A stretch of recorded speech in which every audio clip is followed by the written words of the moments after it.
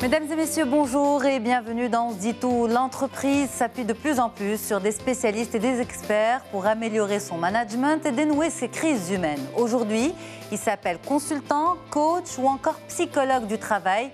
Les profils sont différents et les approches aussi, mais au fond, qui fait quoi? Restez avec nous pour les détails, sans oublier ensuite notre interview santé consacrée aujourd'hui aux implants dentaires avec le spécialiste Mustapha Doueri. A tout de suite pour les détails.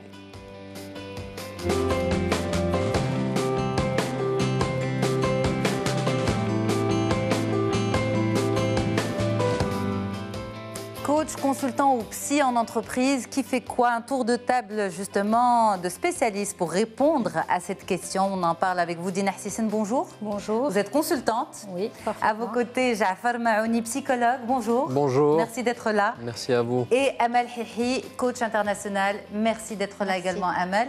Et merci d'être là justement pour démystifier, expliquer, simplifier l'information pour les managers et les décideurs qui ont besoin de vos services. Alors, bien sûr, l'idée de cette émission, c'est d'apporter de l'information dans la bienveillance, dans le respect des différentes professions.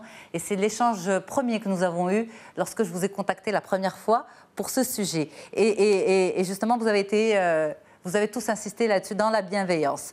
Alors, pour commencer, aujourd'hui, quels sont les principaux besoins de l'entreprise? Je fais le tour. On commence par vous, Dina Hsissine. Les principaux besoins, dans quel sens? Dans le sens des problématiques, c'est-à-dire aujourd'hui les principaux problèmes humains pour lesquels on fait appel à vous, mais quels sont les vrais besoins de l'entreprise aujourd'hui? Aujourd'hui, l'entreprise, quand elle fait appel à, on va dire, à un consultant, après peut-être je ferai le lien avec les autres métiers, parce qu'il y a effectivement une vraie complémentarité entre les trois métiers.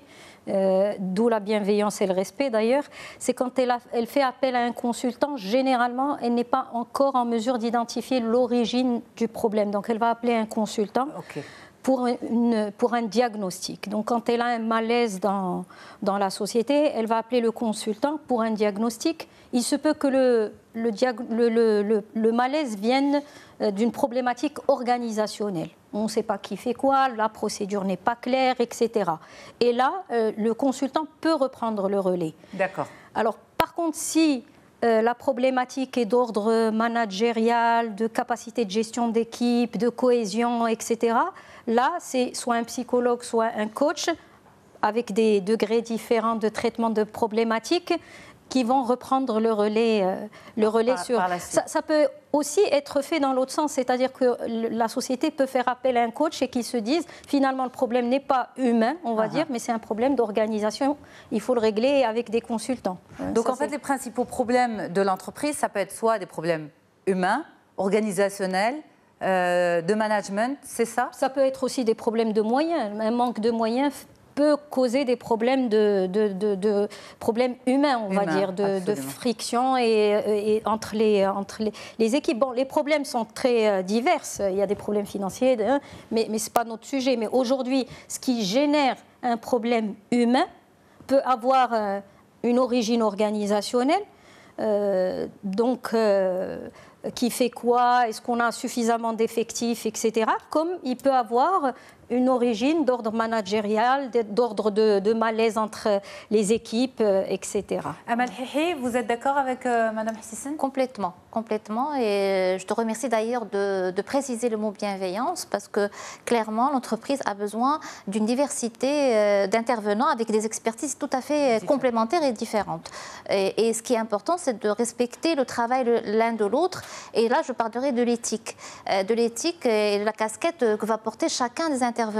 C'est-à-dire qu'il faut savoir ses limites et s'arrêter là où, au fait, ton expertise peut ne plus avoir d'effet sur la réalisation de résultats ou l'obtention des résultats et passer le relais, ou bien au contraire, en tout cas, donner l'information au contact qu'on a en entreprise pour lui dire, voilà, bon, moi, j'ai fait mon travail et je pense que ça serait intéressant de faire appel, je parle de mon cas, par exemple, en tant que coach professionnel, je peux intervenir dans l'accompagnement, comme l'a dit si bien Dina, de développement de posture managériale ou de cohésion d'équipe. Et puis, je peux me rendre compte que finalement, la problématique est autre. Et à ce moment-là, je peux dire que moi, je ne peux pas obtenir. De toute façon, je ne suis pas garante du résultat. Moi, je suis là pour amener la personne à développer son propre potentiel. Et s'il y a une problématique organisationnelle, ben, ce n'est plus mon boulot. Et à ce moment-là, c'est un consultant de le faire. Et si c'est un problème bien plus profond, c'est-à-dire que lors d'un accompagnement, je peux me rendre compte que la personne il y a une souffrance, elle est au terme limite burn-out, etc. C'est plus mon boulot non plus. Et c'est à ce moment-là de dire voilà, je vais référer plutôt vers un psychologue qui va avoir lui l'expertise et les outils nécessaires pour accompagner la personne. On va voir en détail qui fait quoi justement pour accompagner ces entreprises. Votre avis à vous, Monsieur Maouni Jafar? Alors, je suis tout à fait d'accord avec mes collègues ici présentes. Concernant les besoins, généralement, c'est lors du temps de la rencontre que vont se définir les besoins. Et va émerger une demande, donc de la part d'une entreprise, d'une entité, une institution. Cette demande, il va falloir, nous en tant que psychologues, il faut la traduire. Généralement, comment elle apparaît cette demande? Par exemple, un manager qui se pose la question de l'absentéisme, d'une baisse de qualité au niveau de ses chaînes de production. Donc tous ces éléments-là, ou par exemple de conflits sociaux. Donc tous ces éléments-là, il faudra en tant que psychologue un peu traduire ça et essayer de comprendre l'origine de ces problématiques. Nous considérons quand même que l'organisation du travail est pour une grande part impliquée dans ces problématiques. Il faut se pencher là-dessus avec des consultants, bien entendu, avec des coachs. Et même en tant que psychologue, même si la souffrance de certains salariés peut être clairement identifiée, il ne faut pas individualiser exclusivement le problème. Vraiment, il y a un risque, à mon sens, de laisser toujours, quand survient un problème de souffrance au travail, toujours, il y a un risque à le mettre exclusivement du côté du salarié. Du salarié. Absolument. Alors, justement, différents profils, que l'on soit consultant, psy ou coach, qui est supposé faire appel à vous? Qui est supposé vous appeler la première fois? Normalement, c'est la direction en tout cas pour ma part, c'est la direction des ressources humaines qui souvent aujourd'hui aussi va gérer aussi l'évolution des compétences et l'évolution des carrières et le développement du potentiel humain. Donc clairement, chaque fin d'année, l'entreprise va faire un état des évaluations, d'accord, pour l'ensemble de ses collaborateurs.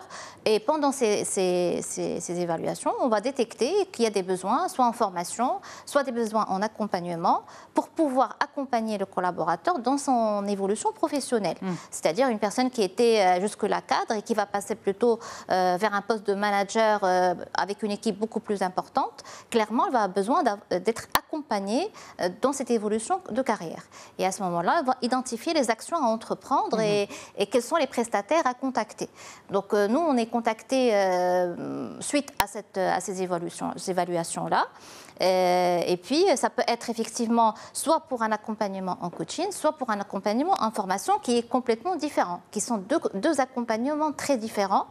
Et je rejoins ce qui a été dit tout à l'heure, c'est-à-dire le plus important, c'est de clarifier les résultats attendus et les objectifs qui sont recherchés à travers cet accompagnement. Pour être sûr que la personne qu'on a en face de nous a bien compris qu'est-ce qu'on peut apporter, la compréhension est claire, que les attentes sont claires et que le contrat est clair.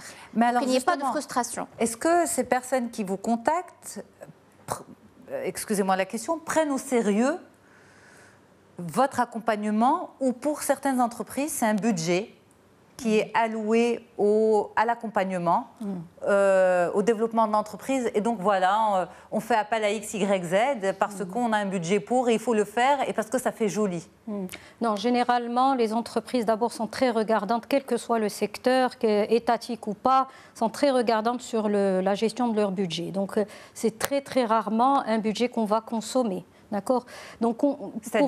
C'est-à-dire que quand on fait appel, que ce soit un consultant, un coach, c'est qu'il y a vraiment un vrai besoin. Et alors, pour le cas des coachs, effectivement, le besoin va émaner des DRH, des fois même des DG.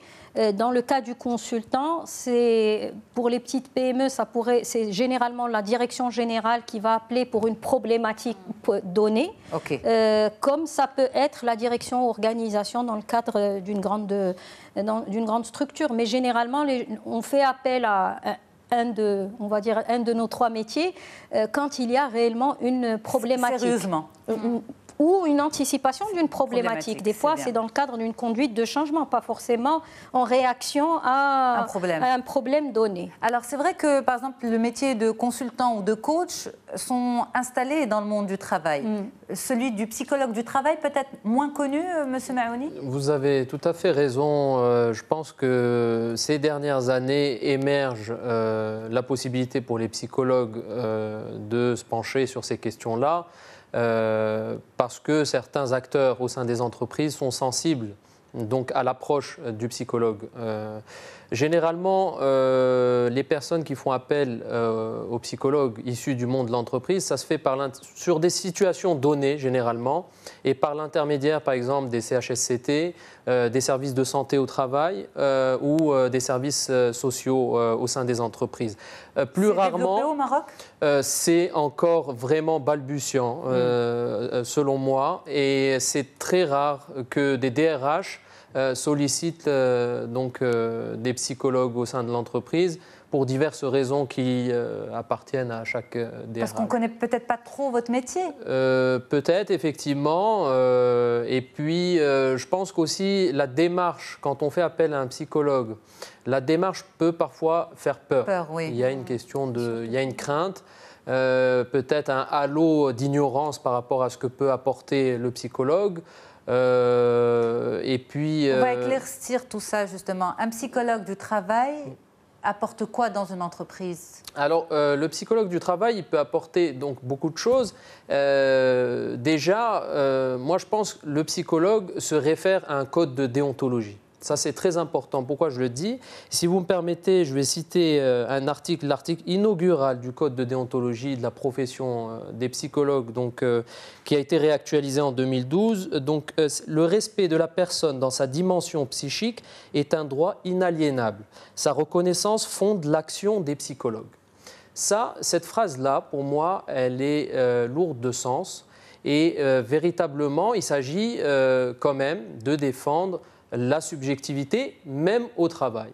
La particularité de chacun. La particularité et surtout le droit on va dire, le droit à avoir des spécificités et le droit à discuter le travail, ce qu'on appelle le travail prescrit, à savoir les prescriptions managériales, de pouvoir les discuter tout simplement. Donc, d'un côté, il y a cet aspect-là, donc une référence au code de déontologie, et c'est très important vu les enjeux au sein des entreprises aujourd'hui, véritablement, où parfois les exigences managériales sont contradictoires avec la santé psychique et physique des salariés, véritablement. Donc, je pense qu'il faut être prudent. Quand on fait appel à vous, justement, pour ça, c'est en anticipation ou face à de gros problèmes dans le meilleur des cas, et c'est là où il y a une différence. Par exemple, en France, il existe une législation. Donc, quelque part, les employeurs sont obligés, dans le cadre d'un CHSCT, d'un service de santé au travail, de faire appel à un médecin du travail, à un psychologue, une infirmière ou des consultants ou coachs également, et produire ce qu'on appelle un document unique, le document unique, qui doit faire l'état des lieux des risques psychosociaux au sein de l'entreprise. Donc, dans ce cadre-là, c'est une démarche de prévention et normalement de prise en charge de ces risques. Au Maroc, ce n'est pas le cas. Bon, il n'y a pas d'obligation législative. Donc, dans le meilleur des cas, il y a une démarche de prévention. Mais force est de constater, là, sur le terrain, que généralement, ça vient d'une demande, par exemple, urgente. Ça peut arriver concernant un salarié, des relations de travail exécrables, des problèmes d'harcèlement au travail. Donc, et c'est le management qui fait appel à vous ou c'est le salarié lui-même? Alors, vous, le psychologue du travail? Ça dépend de la pratique. Si c'est en libéral ou plus rarement dans des services de santé au travail, c'est vraiment rare. Mais si c'est dans des services de santé au travail, c'est déjà que le management est sensible et donc la demande peut venir du management. Si c'est en libéral, généralement, c'est le salarié qui fait une démarche tout simplement. Et puis il y a un troisième. Pour se faire aider, lui, qui subit les conséquences peut-être d'une. Absolument. Et il y a un troisième cas de figure, c'est que une entreprise souscrit un contrat auprès d'un prestataire de service qui s'occupe de trouver les professionnels de santé pour les salariés, tout en garantissant une certaine confidentialité dans la démarche du salarié. Okay. Voilà. Mais on va dire aujourd'hui, un psychologue du travail vient avant tout à la suite, enfin après l'apparition des problèmes. Oui, mais il ne fait pas que ça. Il peut intervenir sur l'organisation du travail, analyser l'organisation du travail, ce qu'on appelle le travail vivant. Généralement, il ne le fait pas seul. Quand c'est au sein d'entreprise, c'est généralement en binôme. Et puis, il y a une équipe derrière pour reprendre un peu tout ce qui est discuté. Mais donc, c'est des rencontres avec l'encadrement au sein des entreprises, avec les salariés, mais dans une démarche véritablement de changement. D'accord. Voilà. Oui, pardon. Ce que j'allais dire, c'est que là aussi, on va retrouver les ponts, c'est que faire appel à un psychologue peut être aussi sous la recommandation d'un coach. C'est-à-dire que lorsque le coach se rend compte que on va dire le malaise est peut-être un peu plus profond qu'une séance de coaching, elle va dire, bon...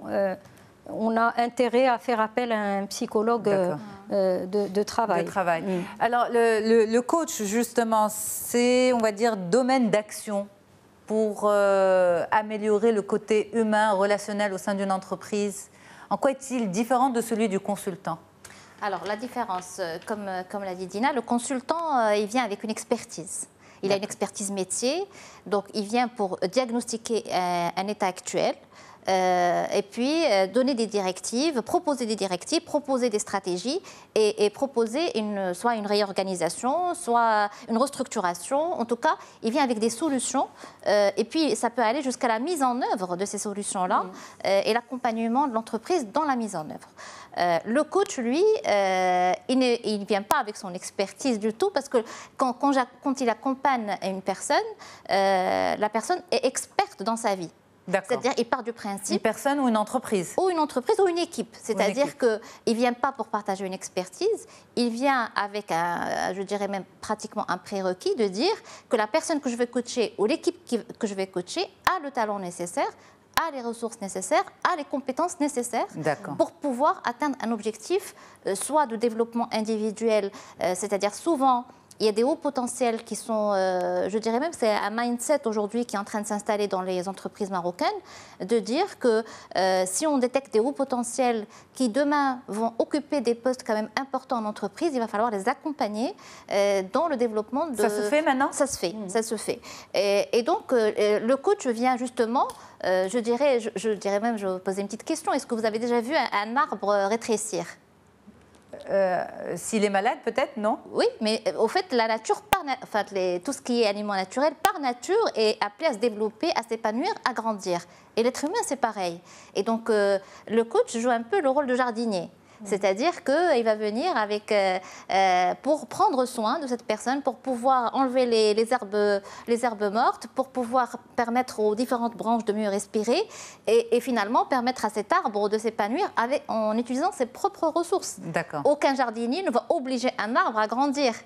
Il va en prendre soin, il va lui permettre de grandir tout seul. Donc le coach, pareil, il va accompagner le développement du potentiel de son coaché à partir de ses propres ressources. De son coaché, comme vous l'avez dit, ça peut être un individu, une équipe ou une organisation d'ailleurs. Et donc du coup, il n'est pas là pour partager. Il est expert de son processus de coaching. C'est un processus. C'est un processus et c'est pour ça que c'est important de le signaler et de dire que ça demande quand même une formation solide parce qu'on est face à l'humain, qu'on est dans un accompagnement humain et qu'on doit être outillé pour pouvoir accompagner la personne ou l'équipe ou l'organisation à avoir des résultats intéressants et atteindre leurs propres objectifs. Donc, le coach n'a pas d'exigence de résultats, contrairement à un consultant. Malheureusement. Parce qu'au fait, c'est la personne elle-même qui est volontaire, ou l'équipe, et qui vont mettre en place l'action pour pouvoir atteindre des résultats. Le coach est là juste comme un catalyseur, facilitateur, et surtout comme un miroir pour pouvoir poser des questions et en tout cas susciter des prises de conscience pour pouvoir amener les gens surtout à aller vers un changement d'eux-mêmes. Alors, le consultant a l'obligation du résultat, mais vous pouvez en fait conseiller, mettre en place vos recommandations, mais si la structure ne veut pas suivre, eh bien les résultats ne seront pas là. On ne pourra pas vous blâmer en tant que consultant. C'est pour ça que Amel tout à l'heure a dit le consultant peut faire son diagnostic, son plan d'action, il peut aller même dans l'accompagnement. Oui. Clairement, ça veut dire quoi? Amel l'a bien signalé, elle ne peut travailler, faire son travail de coaching que si les préalables sont là. Les préalables, pour faire simple, c'est des procédures, des fiches de poste, des organigrammes, des gens compétents dans leur métier. D'accord. Si tout ça n'est pas là, elle a beau coacher, ça ne donnera pas grand-chose en termes de résultats, en termes de performance individuelle ou collective. Il faut des bases. Il faut des bases. Okay. Donc, les bases, on intervient à deux niveaux. Soit on dit, voilà les bases qu'il faut, vous avez ça, mais vous n'avez pas ça, il faut faire 1, 2, 3, 4, et on s'arrête là. Et là, il n'y a pas obligation de résultat. En soi, le résultat, c'est le plan d'action.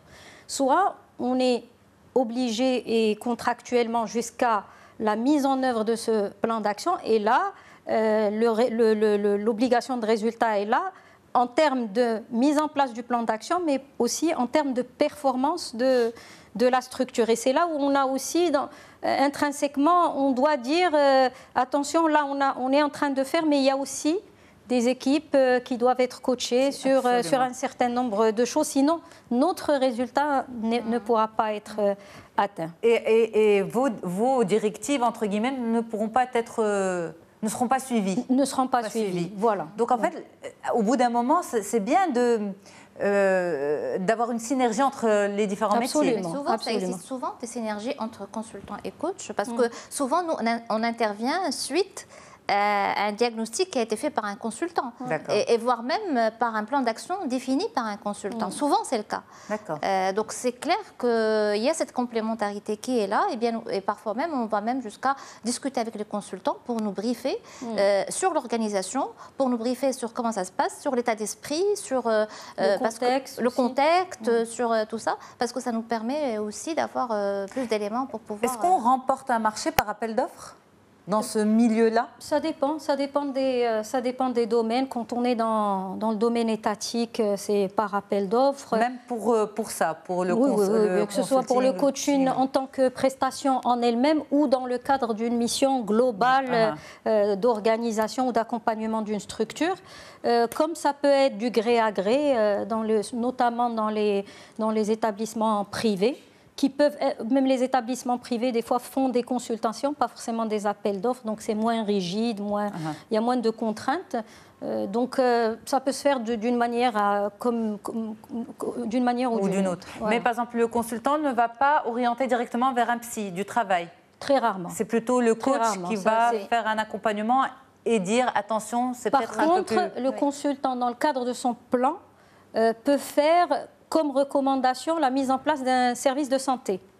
Ça, c'est une recommandation qui va être faite dans les grandes structures, par exemple, qui peuvent absorber ça, parce qu'il y a un élément de coût qui est un frein pour faire appel à des psychologues, etc. Parce que c'est sur le long terme?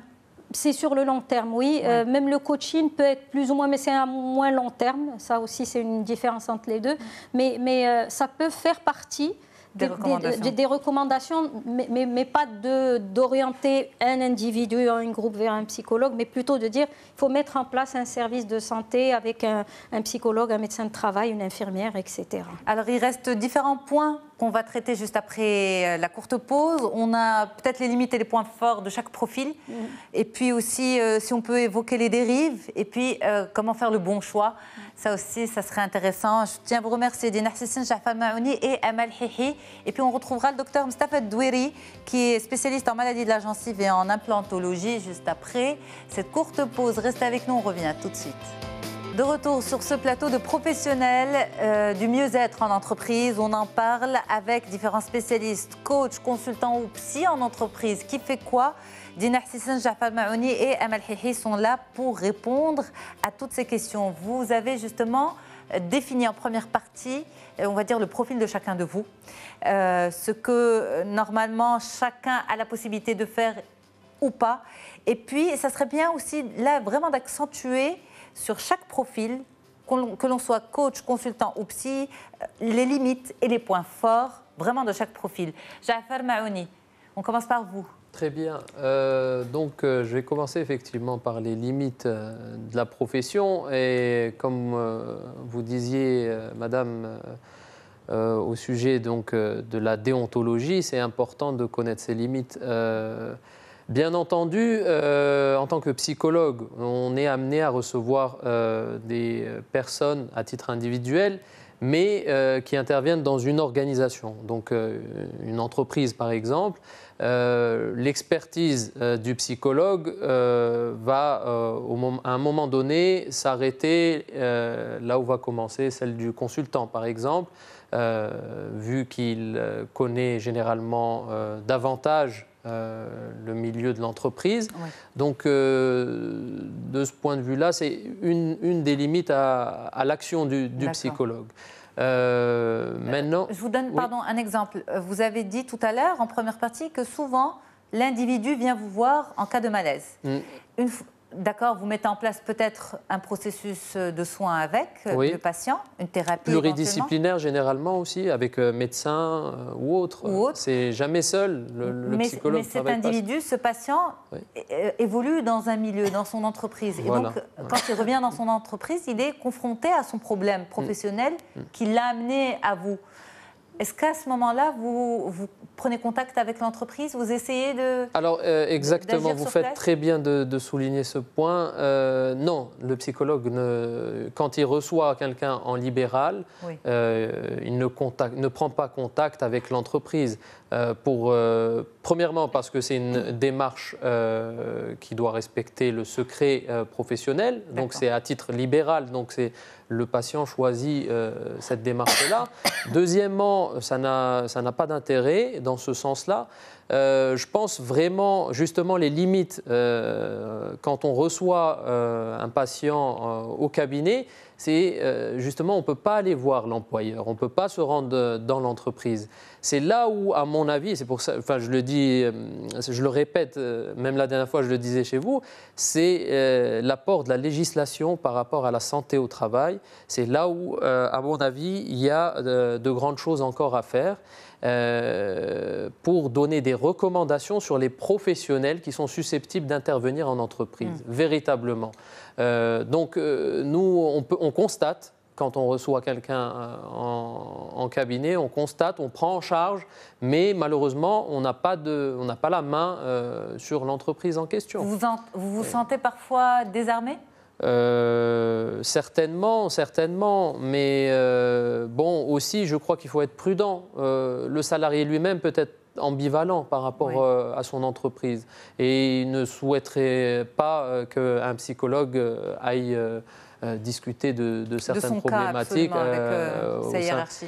Et puis, il y a toujours cette question de, justement, les professionnels de santé en entreprise. Généralement, l'histoire, c'est ça se joue autour de l'aptitude ou de l'inaptitude au travail.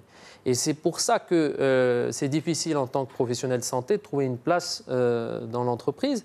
C'est que finalement, un manager qui a au sein de son équipe un salarié qui se rend chez un psychologue, il peut se dire finalement peut-être que ce collaborateur, bon, ça ne va pas tellement, qu'il n'est pas peut-être en forme ou il ne pourra pas assurer sa mission. Est-ce qu'il est bien apte au travail? C'est ça. Pourquoi? Parce que le manager a des impératifs de compétitivité, de résultats. Donc, dans cette logique-là, c'est là où c'est pour ça que le psy au travail fait peur quand même. Absolument, c'est absolument. Parce que normalement, il ne doit pas s'inscrire dans cette logique de compétitivité, mais ce que je vous disais justement tout à l'heure, de protection un peu de la vie psychique des individus. C'est ce qui prime en tant que psychologue, avant la compétitivité. Voilà ce que je peux dire un peu des limites. Des limites.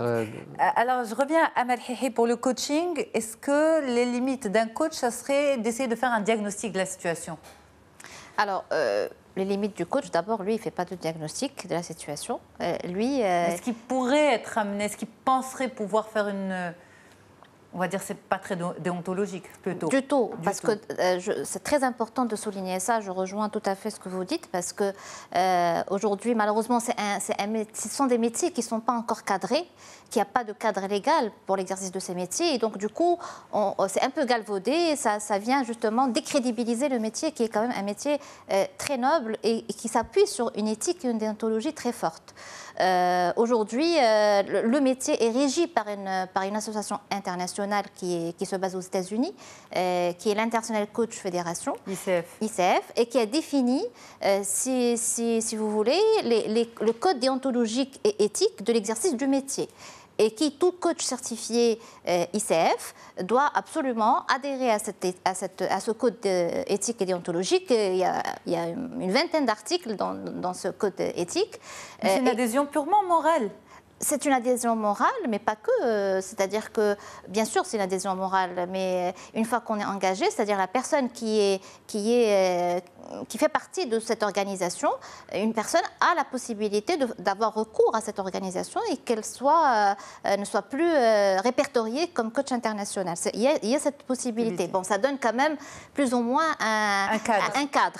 Maintenant, on peut signer une charte et ne pas l'appliquer. Ça, je suis tout à fait d'accord. Ça dépend aussi de la personne, de son propre code déontologique. Mais clairement, la limite du coach, c'est d'abord, il n'est pas là pour juger, il n'est pas là pour diagnostiquer. Il y a un code confidentiel, c'est-à-dire que même quand le manager, c'est le N+1 qui fait appel au coach pour accompagner un de ses collaborateurs, dans le contrat, c'est stipulé que le coach ne fera pas de retour au N+1. Que tout ce qui se passe pendant les séances est confidentiel et que le seul retour qu'on peut faire, c'est juste, ça sera en présence du coaché lui-même et qui va venir aussi dire quelle est l'atteinte de ses objectifs, qu'est-ce qu'il a atteint, qu'est-ce qu'il n'a pas atteint, mais sans rentrer dans les détails. On ne peut en aucun cas... C'est une particularité, c'est ni un point faible ni un point fort. C'est ni un point fort ni un point faible, c'est une particularité du métier qui sécurise les gens, qui les met en confiance. Et parce que si les gens ne sont pas en confiance, on ne peut pas aller très loin. Donc, parmi justement les compétences du coach, il y a l'éthique, la déontologie, je l'ai dit, mais il y a aussi la capacité d'avoir un contrat très clair avec les clauses de confidentialité et avec les objectifs clairement définis, et que si jamais il y a un souci, dès qu'on sent que la personne n'est pas très stable psychologiquement, dès qu'on sent que voilà, ça outrepasse en tout cas notre domaine d'intervention, le coach doit, même s'il est outillé, parce qu'il y a des coachs qui sont outillés avec d'autres outils thérapeutiques, hein, mais quand tu portes la casquette de coach, tu ne dois pas faire le thérapeute, en aucun cas. Parce que tu as été appelé dans le cadre d'un coaching et pas dans le cadre d'une thérapie. Et c'est ça le code éthique. La limite du coach, elle est là. Elle est dans le sens où, et s'il y a tout à fait ce que Diana te disait tout à l'heure, s'il y a un manque de compétences techniques, en termes de technicité, le coach ne peut rien faire. Il peut, son rôle, c'est de prendre conscience à la personne qu'elle a besoin de développer une compétence et de remonter l'information, peut-être à la responsable formation ou autre, pour pouvoir suivre une formation. Mais le coach a des outils dans l'accompagnement du développement professionnel. Bien sûr, bien sûr, mais il y a pas des outils. Sur le côté technique. Mais pas sur le côté technique métier. Technique métier. Oui. Développement de compétences, oui. Il a des outils d'accompagnement, bien sûr, mais pas sur le métier. C'est plutôt sur la capacité à conscientiser le coaché, à lui faire prendre conscience des éléments de changement et de l'amener à se mettre en action et changer ses habitudes, changer son comportement et surtout changer de perception comment il voit les choses. Mais pour le c'est ça la consultant, différence. c'est en fait, c'est plutôt orienté métier. Voilà, et d'ailleurs, alors orienté métier, orienté organisation dans le sens, comme je l'ai dit tout à l'heure, qui fait quoi, est-ce que c'est clair, est-ce qu'on fonctionne de la bonne manière, est-ce que le processus est bien ficelé, bien clair, de travail, de toute la structure. Pas l'individu. Pas de l'individu. Pas de l'individu. Parce que très souvent, les frictions et les pressions viennent des interactions, du fonctionnement en groupe. Et donc, au-delà de la personne en elle-même ou des personnes, si le process n'est pas bien clair, bien défini, s'il n'est pas fluide, ça peut générer des problématiques. Maintenant, c'est aussi la limite d'un consultant, c'est-à-dire qu'il peut être perçu comme étant un peu froid dans son approche. C'est-à-dire que quand on avance et quand on aide une entreprise à construire son organisation, ses process, ses fiches de poste, etc., on est un peu froid dans le sens où on va faire fi des problématiques humaines. On peut les remonter, mais on est obligé de ne pas les écouter parce qu'on n'est pas outillé pour les traiter. Donc on va tracer en disant oui, vous devez faire comme ça et pas comme ça, mais on sait qu'il y a une souffrance par ailleurs qui nous dépasse. On peut le soulever, mais on ne va pas le traiter dans notre accompagnement. On peut le soulever, mais est-ce que vous devez le soulever? On doit le soulever. De toutes les façons, on est tenu par un résultat. Et donc, on regarde autour de nous. Comme a dit Amel, on vient avec une expertise. Les process, on connaît un peu ce qui se passe dans le secteur. On va essayer de benchmarker, d'adapter, etc. Mais ça ne marchera pas tant que les personnes ne se sentent pas à l'aise dans l'entreprise, dans son environnement, etc.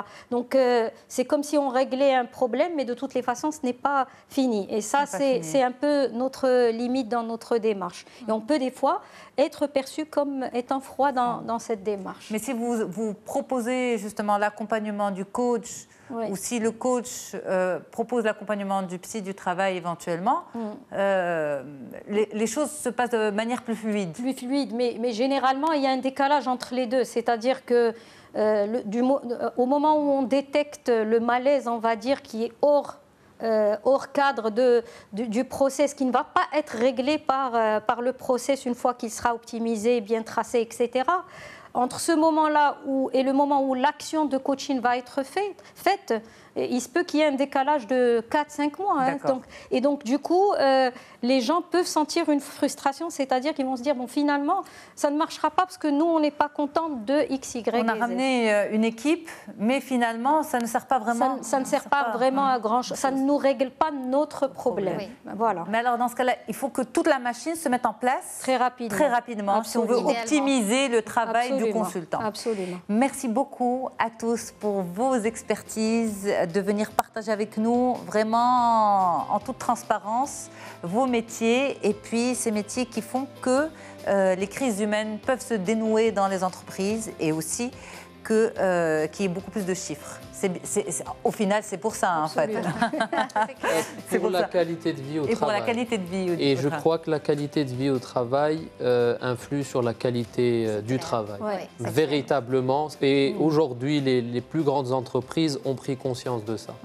Eh bien, merci beaucoup. Dina Hsissine, consultante, Jaffa Maouni, psychologue, et Amal Hihi, coach international. On reste ensemble sur Média TV. On passe à l'interview santé tout de suite.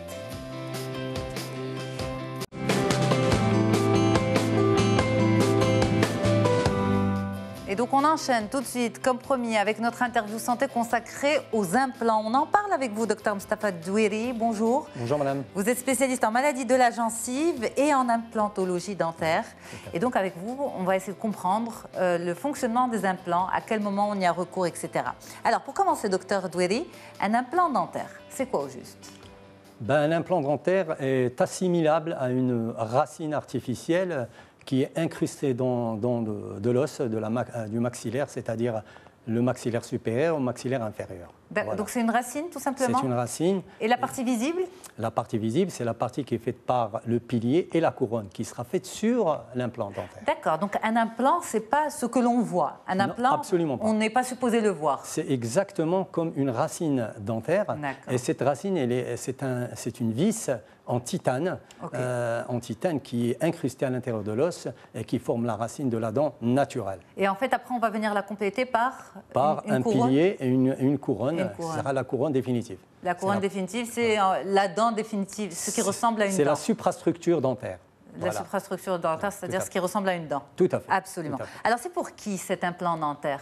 Eh bien, l'implant dentaire est indiqué en général pour les patients qui sont édentés, c'est-à-dire qui n'ont aucune dent en bouche, et pour les patients qui sont partiellement édentés. Et dans ce genre de patients, il y a deux types de patients. Il y a des patients qui ont des édentations encastrées, c'est-à-dire qui ont une dent qui manque entre toutes les dents, ou bien ils ont des édentations terminales comme des édentations postérieures. Ils ne possèdent pas des dents au niveau de l'arcade supérieure ou inférieure postérieurement, donc ils ne peuvent postérieurement, c'est-à-dire au niveau des molaires, au niveau des prémolaires. Voilà. D'accord. Alors, on va y aller petit à petit. Vous avez dit qu'il y a deux profils. Il y a le profil de patients complètement édentés. Tout à fait. Mais à ce moment-là, est-ce que le mieux, c'est pas de conseiller un dentier, tout simplement, plutôt que des implants dans toute la bouche? Vous avez raison, tout à fait raison. Parce que si vous mettez un dentier, ben, il y a des patients qui ne supportent pas le dentier, Deuxièmement, il y a des patients qui n'ont pas assez d'os, donc ils ne peuvent pas se permettre de mettre des dentiers. Donc ça sera une instabilité qui est complètement insupportable pour le patient. D'accord. Même les dentiers qu'on colle? Même les dentiers qu'on colle. Même les dentiers avec des colles qui se vendent en pharmacie et qui ne servent absolument à rien du tout quand vous n'avez pas d'os. Donc quand vous parlez, quand vous mangez, donc c'est complètement instable et insupportable. Mais à quel moment on n'a pas d'os dans la bouche, docteur? Ben, quand on fait l'extraction dentaire, quand on fait une extraction dentaire, systématiquement, il y a une résorption osseuse selon le supérieur ou l'inférieur. Il y a une résorption qui est centrifuge au niveau inférieur et centripède au niveau supérieur. Donc on perd de l'os. C'est des mots techniques trop compliqués. Centrifuge, c'est-à-dire, on a une résorption qui va vers le centre de la dent pour le supérieur et pour l'inférieur. C'est complètement c'est-à-dire, c'est très remarqué quand on extrait la dent, systématiquement on perd de l'os. D'accord, mais par exemple, le cas de la dent de sagesse, oui. Ça, on va dire, c'est une extraction classique et standard chez beaucoup de patients. Tout à fait. Ça veut dire quoi? Quand on a enlevé une dent de sagesse, on a moins d'os? Quand on enlève la dent, la partie où il y a la dent, elle n'est plus fonctionnelle. Donc quand elle est plus fonctionnelle, elle est atrophique et l'os diminue de volume, en largeur et en longueur. Donc d'où l'intérêt de préserver sa dentition d'adulte le plus longtemps possible pour pouvoir garder en fait la structure osseuse qui va pouvoir ensuite venir accepter un dentier. Tout à fait. Et donc pour les personnes qui n'ont pas cette structure osseuse, l'alternative, c'est l'implant dentaire? L'implant dentaire, oui, tout à fait. D'où l'intérêt de l'implant dentaire pour la personne complètement édentée. Mais pour la personne complètement édentée, il y a plusieurs techniques. On ne peut pas remplacer toutes les dents par des implants. Il y a des cas qui sont très particuliers. On fait des techniques, il y a beaucoup de techniques. Donc on réduit le nombre d'implants pour avoir une stabilité assez performante pour le patient, pour qu'il puisse manger correctement et convenablement. C'est surtout pour ça ou c'est plus, on va dire, esthétique? Les deux. Parce qu'il y a l'esthétique et il y a le mécanique, donc le fonctionnel. Mais ça ne revient pas trop cher, une bouche édentée remplacée complètement par des implants dentaires? Je ne pense pas que c'est... au Maroc, peut-être oui, c'est vrai que c'est un peu cher pour le citoyen marocain, mais si vous faites des calculs, si vous faites des bridges ou si vous faites de la prothèse conventionnelle, je ne pense pas qu'un implant dentaire, si vous faites un implant unitaire, par rapport à un bridge... Je parle de la bouche entièrement édentée. Non, pas du tout. Je ne pense pas que pour un citoyen moyen, il peut se permettre de poser des implants lorsqu'il a une bouche complètement édentée. C'est possible. Ouais. En moyenne, un implant, c'est quoi? C'est combien? Ça dépend d'abord parce que c'est comme les voitures, il y a des marques. D'accord. Donc il y a des systèmes. La prothèse aussi, il y a des prothèses. On va dire un bon système. Le système que vous, docteur Douéry, vous conseillez. Il faut compter entre 13 000 et 15 000 dirhams. L'implant? Évidemment. Un citoyen standard ne peut pas payer une bouche. Si vous faites un bridge normal, qui est très bien fait, c'est aux alentours de ces prix. Avec la dévitalisation et tout ça, vous allez arriver à ce prix. Mais en tout cas, pour redonner à la bouche un aspect d'une dentition complète avec les implants 1 à 1, à 13 000 dirhams l'unité, ce n'est pas donné à tout le monde. Ce n'est pas comme ça que ça se passe. Parce Alors que ça se passe comment, justement, quand vous avez un édenté total, je parle un édenté du maxillaire, c'est-à-dire rien que le supérieur. Oui. On prend la supposition du supérieur. D'accord. Vous n'allez pas poser les 14 dents. D'accord. Ok. Vous n'allez poser que 6 dents. D'accord. 6 dents sur lesquelles va venir la prothèse, la suprastructure qui est la prothèse. Donc 6 fois 13. Non, vous faites 6 sur 6 la fois prothèse. 13 000 dirhams. D'accord. Comme si vous voulez, ça c'est une technique qu'on appelle la technique All on Six qui te permet de C'est quand même une chirurgie de luxe. Oui, ça c'est vrai. Vous Ça, c'est vrai. l'assumez. Oui, C'est une tout à chirurgie fait. de Je luxe. l'assume. D'accord. On met ça en parenthèse. On continue. Maintenant, quand c'est une personne qui a une dent qui manque, Oui. là aussi c'est possible. Bien sûr, bien sûr. Mais quand c'est une personne qui a un problème de gencive, vous êtes spécialiste en maladie de la gencive et en implantologie. Oui. Puisque l'implant, c'est en fait une vis qui va venir Tout à fait. rentrer dans Dans l'os. l'os, Et donc oui. forcément, gencive et os. Bien sûr. Est-ce qu'une personne qui a une maladie de la gencive peut supporter un implant? Et il y a des maladies de la gencive qui sont notamment héréditaires. Tout à fait. Les parodontites. Les par exemple. parodontites, Ouais. absolument. Ouais. Donc malgré une bonne hygiène, Oui. il y a certaines gencives qui migrent. D'accord. je Donc suis à ce moment-là, est-ce que l'implant est possible pour ces patients, docteur? Oui, c'est possible. C'est possible? À condition de faire un traitement préimplantaire parodontal. D'accord. C'est-à-dire si vous faites un traitement parodontal suivi par une maintenance continue, vous pouvez avoir une hygiène parfaite. Vous pouvez avoir, bien sûr, en consultant toujours votre parodontologiste chaque mois, puis chaque 3 mois, il y a des séances, chaque mois, 3 mois, 6 mois, une année, vous pouvez avoir une stabilité de la mise en place de l'implant. Il n'y a pas de problème. Alors cette stabilité, est-ce qu'elle est à vie? Parce qu'on sait que les dents naturelles elles-mêmes bougent Bien sûr. avec les années. D'accord. La bouche, comme tout organe, vieillit. Oui. Comme tout organe, comme tout membre. Je ne sais pas Bien sûr. comment vous, les médecins, vous qualifiez la sphère buccale. Nos dents ont tendance à bouger. Même quand on a mis un appareil dentaire, enfin d'orthodontie, il y a des récidives parce qu'il y a ce mouvement de la dentition. Ouais. Est-ce qu'un implant bouge aussi, docteur? Si un implant bouge, ça veut dire c'est un échec. Il n'est pas supposé bouger. Non. Un implant, il doit rester stable. D'accord. Stable, c'est-à-dire ostéo-intégré. C'est-à-dire il est bien entouré par l'os, il ne bouge pas, il ne fait pas mal. Donc D'accord. quand il bouge ou il fait mal, ça veut dire qu'il faut l'enlever, le déposer. D'accord. Ça, c'est systématique. Alors, est-ce que c'est une intervention qui est faisable pour toutes les personnes? Mais d'abord, à partir de quel âge, surtout? À partir de 18 ans, on peut commencer à faire des implants dentaires. Avant, non? C'est déconseillé? Non, parce qu'il y a une croissance n'est pas encore finie D'accord. au niveau de la bouche. Pour justement essayer de garantir au maximum cette stabilité, Tout à fait. de l'implant dans la bouche. Ben, l'os, il est bien mûr, le maxillaire supérieur et inférieur sont complètement finis, la croissance est impeccable, donc on peut se permettre de poser des implants. D'accord. Alors, je vous pose une autre question. Est-ce que, par exemple, une personne diabétique, Oui. une personne hypertendue, certaines autres pathologies, notamment Oui. chroniques, les patients souffrant de ces pathologies peuvent avoir bénéficié d'un implant? Oui. Parce que comme on le voit là, c'est au niveau même, comme vous l'avez expliqué, de la racine, de l'os et de la gencive. Oui, tout à fait. Alors, ces patients qui ont une pathologie, qu'elle soit diabète, alors il faut savoir si sa pathologie est contrôlée ou pas, si son diabète est contrôlé ou pas. S'il est contrôlé, il est considéré comme un sujet normal. Donc, on peut passer sans aucun problème. S'il n'est pas contrôlé ou mal contrôlé, il faut l'envoyer chez l'endocrinologue qui va faire son travail, l'équilibrer, et après il peut venir chez vous et vous pouvez poser votre implant sans aucun problème, avec un contrôle continu et une hygiène parfaite. D'accord. La même chose pour les gens qui sont cardiaques. Oui. À part quelques pathologies cardiaques qui sont très lourdes, Uh-huh. pour lesquelles on prend des précautions énormes, ou même on refuse de faire, c'est-à-dire on ne peut pas faire d'implant dentaire, mais en général maintenant, vous savez, la littérature est très claire. On peut faire des implants pour tout le monde à condition. Bien sûr. Il y a toujours une condition pour qu'on puisse éviter le problème pour la santé du patient. Alors, on les voit là, vraiment, c'est une série de vis. Oui. Ça ne dérange pas?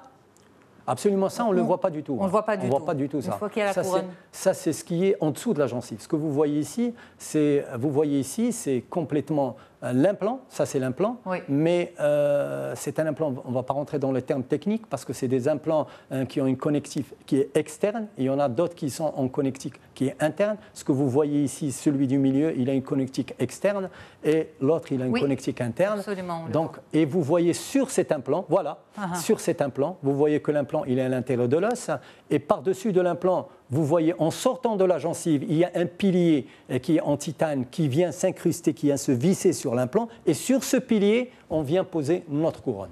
Ça fait mal? Absolument pas. Il faut une période d'adaptation? Tout à fait.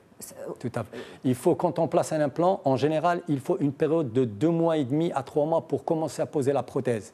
Sauf dans certains cas particuliers, quand on a, par exemple, pour des problèmes esthétiques, et quand c'est des implants unitaires, ou bien comme c'est un édenté, comme ce que je vous ai dit, on fait une technique particulière hollandique, on pose les implants et la même journée on pose la prothèse, le patient sort très content.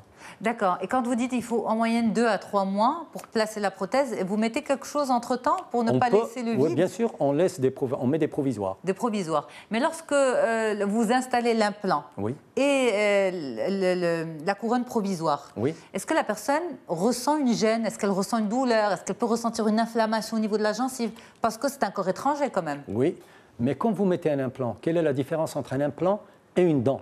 C'est que l'implant n'a pas de ligament parodontal qui entoure la dent, qui te fait mal. C'est pour cela le nerf, c'est ça? Non, ce n'est pas le nerf, c'est le ligament qui entoure la dent. D'accord. Donc ce ligament, c'est un coussin amortisseur pour la dent. Alors que l'implant n'a pas de coussin amortisseur. Si vous avez mal, ça veut dire qu'il faut le déposer. Ça veut dire que c'est une fibro-intégration. Il s'est fibro-intégré, il ne s'est pas ostéo-intégré. Parce que l'implant doit être entouré par de l'os. Donc c'est l'ostéo-intégration qui est faite au bout de 3 mois. Alors, je vous pose la question du réalisateur qui me la souffle dans l'oreillette et qui me dit qu'en est-il de la sensibilité au froid? Est-ce que le patient ressent une sensibilité au froid avec un implant et une couronne dentaire? Absolument pas du tout. Aucune sensibilité? Absolument pas. Donc c'est, on va dire, pour faire un raccourci peut-être assez tordu, on est plus à l'aise avec un implant et une couronne qu'avec une vraie dent? On n'est jamais plus à l'aise mieux que nos dents. Que nos propres dents. Toujours, il faut garder. Moi, je dis à tous mes patients, il faut toujours essayer de garder au maximum vos dents. Je suis très conservateur, donc je ne fais l'extraction que lorsque c'est vraiment obligatoire. Parfait. Eh bien, merci beaucoup pour votre déplacement. Docteur Mustapha Doueri, vous êtes spécialiste en maladie de la gencive et en implantologie à Fès. Merci beaucoup, docteur. Quant à moi, je remercie toute l'équipe en régie aussi de contribuer au développement de l'émission et de continuer à l'enrichir. À très très vite sur medientv.com et sur Médien TV, bien sûr.